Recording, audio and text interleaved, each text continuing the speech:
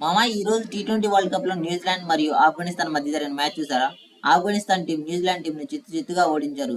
In fact this is the first time టీ20s లో New Zealand ని ఆఫ్ఘనిస్తాన్ ఓడించడం. మామ ఈ మ్యాచ్ లో ఆఫ్ఘనిస్తాన్ గెలవడానికి న్యూజిలాండ్ ఓడిపోవడానికి మధ్య ఉన్న ఒకే ఒక తేడా వాళ్ళ ఫీల్డింగ్. ఈ రోజు న్యూజిలాండ్ ఫీల్డింగ్ చాలా దారుణంగా ఉంది. అసలు ఇది న్యూజిలాండేనా అనే ఫీలింగ్ వచ్చింది. ఎందుకంటే అసలు ఫీల్డింగ్ అంటే మనకు గుర్తుకొచ్చే టీమ్స్ ఒకటి ఆస్ట్రేలియా, రెండు న్యూజిలాండ్. కానీ ఈ రోజు న్యూజిలాండ్ ఫీల్డింగ్ మాత్రం మరో పాకిస్తాన్ టీం ని గుర్తుకు తెచ్చింది.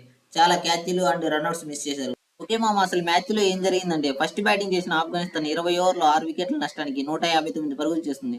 అందులో గుర్బాజ్ 80, ఇబ్రహీం జర్దాన్ 44 పరుగులు చేస్తారు.